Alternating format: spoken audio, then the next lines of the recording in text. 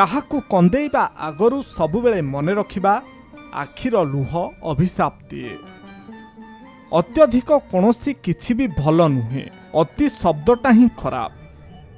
କାଚ ଆଉ ସମ୍ପର୍କ ଦୁହେଁ ଏକାପରି।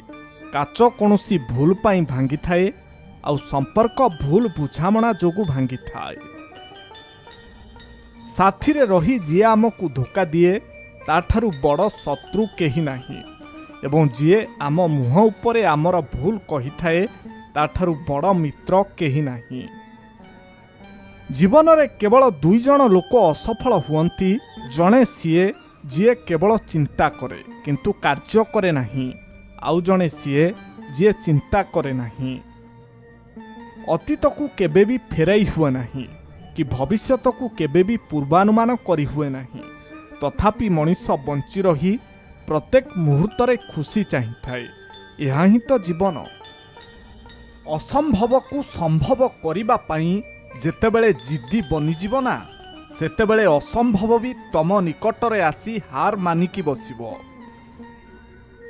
ଅନ୍ଧାର ଘର ସବୁଦିନ ଅନ୍ଧାର ନଥାଏ, ଦିନେ ନା ଦିନେ ଆଲୁଅ ଜଳେ। ତେଣୁ ପରିସ୍ଥିତି ଦେଖି କେବେ ବି ବିଚଳିତ ହୁଅନ୍ତୁ ନାହିଁ।